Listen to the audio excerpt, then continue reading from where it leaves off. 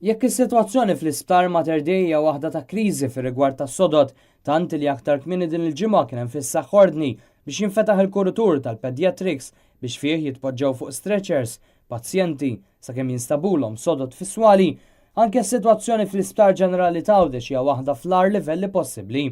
Pazjenti għawċin mhux biss qed jissoktaw jingħataw appuntamenti għal diversi xhur wara biex ikunu investati minn konsulenti f'Għawdex stess tal-il-parir li qed jingħataw u li kemm il-darba għandhom lil xi ħadd li jista' jirranġalhom, allura jagħmlu kuntatt miegħu biex bekk isirulhom arranġamenti biex l-appuntament ma' konsulent isir qabel. Imma fl-Isptar Mater Dei f'Malta.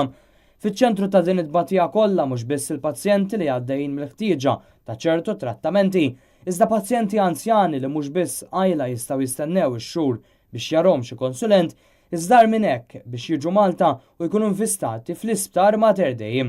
Wara li l-Isptar Ġenerali ta' Għawdex ma baqax immexxi direttament mill-Gvern u marant il-Vitals u sussegwentament għan Stewart Healthcare, il-kwalità tal-kura tas-saħħa l-Għawċin marret il-baħar b'mod immedjat.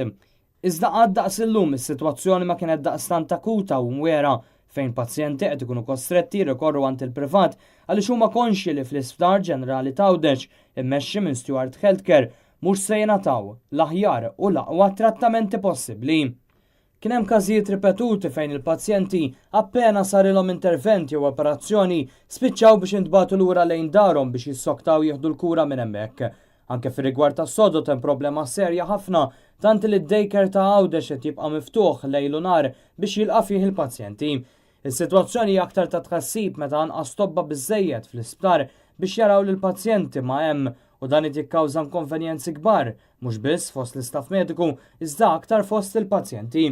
Bosta kienu l-konsulenti li appena beda t-taħwit mill-gvern dwar l-isptarijiet taw ir-riżenja tagħhom mill-Isptar Ġenerali ta' Għawdex u dan b'detriment tal-istess pazjenti.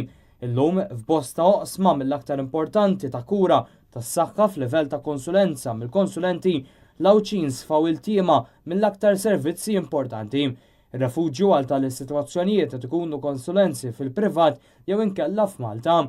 Persuni li jservu fl-isptar immexxi minn Stewart Healthcare jgħidulek li hemm persuni fit-tmexxija tal-istess sptar li aktar moħħhom biex isalvaw ġildhom u jidhru sbieħ u ħelwin mad-diriġenza ta' Stewart milli mal-pazjenti għawċin.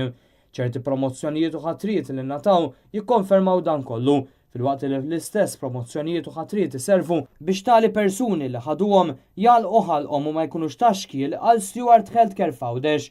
Konferma ta' dan bħala eżempju iżolat kienet l-esperjenza li għadda minna raġel li għandu l-mara fil-bżonn kontinwu ta' ħriqi.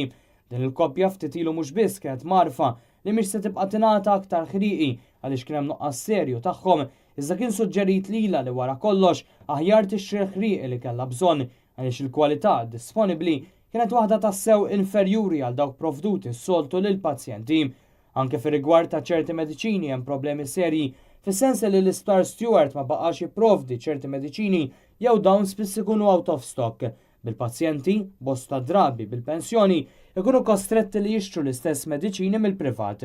Naturalment dan id-diskors kollu ma jinsirx tajjeb la mal-Ministru Chris Fearn kif ġara aktar kmini din il-ġimgħa meta svelajna sitwazzjoni ta' kriżi fl-Isptar Mater Dei u kien pront ħareġ jiġħad il-verità pubblikata minna u lanqas mal-Ministru Ġustin Caruana bin-nies tal-eks Ministru Anton Refalo jikkonfermaw id-diżastru fl-Isptar Ġenerali ta' Għawdex kif dan ma baqax aktar tal-Għawċin.